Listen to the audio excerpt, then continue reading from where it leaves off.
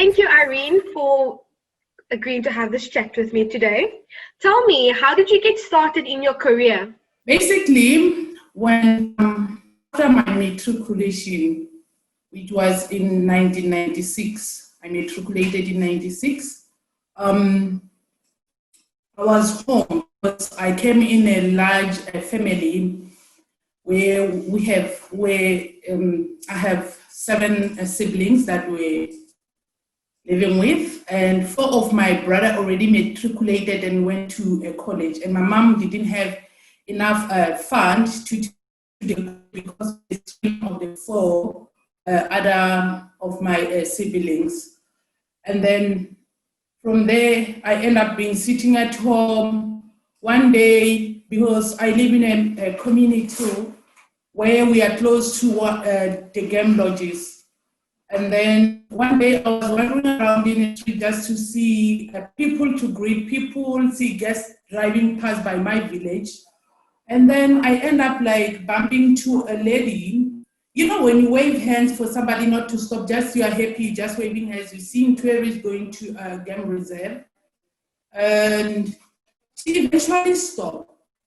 And then when she stopped, my heart started racing because my intention was not like for them to stop for me. It was for them, I'm happy just seeing you guys going to see animals that we see every day. And then she stopped and she asked me a question, what is your name? I just explained. I was nervous because that was the first time for me to be in a contact with a white person. I was very nervous and shaking. And from then, she said, where do you live? My village is just around the corner from the road to Newton Gate. And she said, can I see where you live? I was nervous, like, okay, could I stop somebody? So now he wants to know where I live. And I say, I can't take you to my home. I will be in trouble with my parents. She said, no, I just want to see. And then I end up in the vehicle, straight to my village, like 3 minutes a drive was inside my village. And then she bring my mom. My mom was like, Irene, what have you done? Like, you can see on the face, the expression, like, Irene, actually, what did you do? And she said to me, actually, I like Irene. And my mom said, oh, okay. And then she started asking my mom the background of my family. My mom, she was fluent, she speaks Afrikaans. Unfortunately, I can't speak, but she was fluent on Afrikaans language. And my mom did the background, and she said to me, I like Irene, I can actually speak to Irene. I want to hear the career path where actually she wants to do. And then from there, I say to that lady, okay, I can connect with you, but unfortunately we don't have phones, we don't have anything. She said, I'll drive past by your house and see you next week. Just think of what you want to do in life. Meanwhile, during that time, my mom was working at Kruger Park, which is Kruger, in one of the lodges. She was a housekeeper. After, when we have school holiday, I tend to visit my mom at Kruger. And she normally take us to the, where she was working in guest room. And I started helping her to clean the guest room, helping her with all those stuff that she was currently doing. And then I tend to be excited. And she had a manager called Lindsay. And then Lindsay was carrying a radio. And I said, Mama, you know what, Mom? When I grew up, and when I grew up becoming like a real person, well-educated and everything, I want to be like Lindsay, like walking around, checking what's going on in the guest room and greeting people, seeing people. It seems like an interesting job. My mom said, Irene, are you sure about what you say? I said, yes, I'm sure. And then she introduced me to Lindsay, and then Lindsay asked me questions. And then, what do you like about the reserve? Actually, what is your career? Where do you want to be in life? I said, actually, I'm happy to work in the lodges where I can meet different people from different areas, countries, outside of our country. I will be so happy if I can have that chance to meet those people and greet them, and then I can share my story, and then I can listen to their story too. And then she said, oh, that's nice. And then she said, when do you come to your mom, when you visit your mom one day, let me know. I will walk with you around the reserve and just introduce you to everybody. I was young, I was 14 by then. And then I said, okay. And then every time, school all day, visiting my mom, meeting Linz, and then she walked with me, explaining to me what she's doing on a daily basis, why she checks guest room and her role and everything. And I end up in Lindsay's office one day. She was doing her paperwork. I was just sitting there looking at her, listening to her, communicating over the phone, having coffee with her. It was a blessing for me just to have coffee with a white person. That was one of my highlights. And then when I matriculated, I met Judy, the lady that I told you she drove to my village. And then she said to me, Irene, I want to take you to Londolozi. It's where she was working. I said, okay. And she said to me, where do you want to start? I say, I can't tell because actually I don't have skills. Firstly, I'm unskilled. I don't know what is what. And she said to me, okay, even if you are not skilled, I will just help you. Where do you think you can fit? And I said to her, I can fit very well in housekeeping. And then she said to me, why housekeeping? And I said to her, because in housekeeping, you tend to meet too many guests. While you're busy in their rooms, sometimes guests come back from a game drive and then they meet you there. You greet them, they greet you back. You know, those kind of feelings, like you feel so special to communicate with people. And other guests normally ask a question, where do you come from? All those kind of things. Are you educated? Did you go to school? All those kind of things. How do you live in the village? Because I come from the rural village. And then I explain to them, how do I live in the village? And I tend to be so excited. My highlights by that was meeting people, seeing people happy, traveling, watching the animal that for me, it was like, oh, is that impala that I see every day? It's a zebra that I see every day and all those kind of things. But for them, it was, wow, like, actually, we don't have this. Overseas, I never seen an impala, I never seen a zebra. All those little, tiny little things that me, I got a privilege for it to see it even now while I'm sitting at home. We take it for granted. And then it's where my career started. I end up being, she threw me in the kitchen. To be honest with you, I don't like cooking.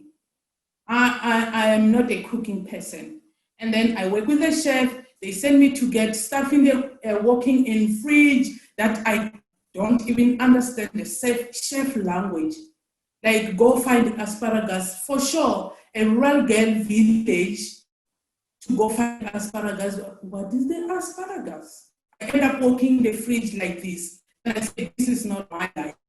And I went there for like a month, soaking my hands on the plate, washing dishes, happy because I don't talk to anybody. I just wash dishes. I was happy, but my heart was not there. I said, I just want to do my 1 month full here, and then I go back to housekeeping. Because there, it's where we tend to communicate, share skills, talk to each other, help each other by hands. And then I was in housekeeping for like a 3 month contract. I was so happy to my first salary, it was 285 rand. I was so happy to get a salary. My mom was so excited for me, and the lady helped me to develop my skill. And from there, she helped me with computer literacy. She gave me her own computer. She said, okay, Irene, you can have this computer. She dropped, because first time to see a keyboard and everything and all those scattered words on the keyboard, it was like, and then what is going on in here? How am I going to do? I was sweating, my arms were up to here.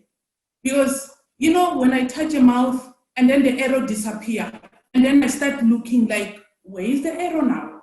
And then and I say to Judy, you know what, Judy, I'm so stupid. And Judy said to me, Irene, you are not stupid just because you don't know. Nobody has spent time with you, train you, show you how it works. But I will help you. You are so smart. She kept encouraging me like you are a smart woman ever. And then from there, my heart started to beat like rest a bit. And then she trains me. After work, go to your house, get computer training and everything. And then from the morning, she meet up with me. She taught me all those little skills for like day sheet. How do you read a day sheet? Those day sheet is schedule for the day for the guest, who's coming in, who's going out, what time, what appointments, and all those kind of things. And then she helped me with that. And then she said to me, okay, Irene, from now on, you'll move to the laundry, where you're gonna start from the bottom and wake yourself up. And then meanwhile, after work, I meet up with her just to discuss my day in housekeeping, what I have learned, what is new, what was my challenge for the day, and everything. So it was like ongoing process, like training after training, training after training. Eventually, I ended up being a laundry attendant. While I was in the laundry, everything was 100%. It was so good and amazing. With all those big industrial machines, with everything, starting to learn all the chemicals, what works for what, why are we having this type of chemicals, why are we setting temperature like on a normal heat, on a low heat, all those kind of things, starting to understand all those bits and pieces of how the laundry functions. I love my laundry so much. I even miss it right now, but I have one here. So, but anyway, she said, you are too comfortable now in the laundry. You can go into the guest room. I say, yes, bring it on. And then she said to me, you will work in one of the camp. Unfortunately, you're not going to work with me. You will work with other lodge managers. I said, no problem. But every day, when you finish your duty, you must pass my house, and then we can sit and look at your work. First of all, you had a very great journey from start to finish, and I'm sure that there's a lot of people that are very proud of how you started and where you are right now. So I'm very, very inspired by your story, and I know that you will be changing life just as your life has been changed. Like, you have a really amazing story. Thank you. You're welcome. The next question is, Irene, what do you wish travelers knew about your job? Like behind the scenes, what happens? All those cleaning, like cleaning the guest room. When we do clean the guest room, we put our hearts on it. Because actually, if you have to clean someone's room, you have to love and enjoy what you are doing. Firstly, love it, enjoy it. Don't do it just because somebody have to stay in there. You have to love what you are doing. That is true. If you do something with a passion, and if you do something because you love it, you will do it good. Exactly. Irene, tell me, what was the funniest question you have received from guests or colleagues during this COVID time? Oh my word. One of my friends called me one day in the afternoon because I was the lucky person to be in the lodge. And she called me and just to check on me, Irene, how are you doing? And then she asked me, who is with you there? I said, I'm just by myself. And she said to me, Irene, actually you are telling me that you are talking to animals. Can you talk to animals as you are by yourself in the lodge? Or you talking to trees or to walls? I laugh like so much because really, to be honest, the lodge was like dead. When you walk, the only person you see is yourself. And there was animals around. And she said, do you talk to animals if you feel like talking to somebody? And I just laughed at her. I said, you must be kidding. That is funny.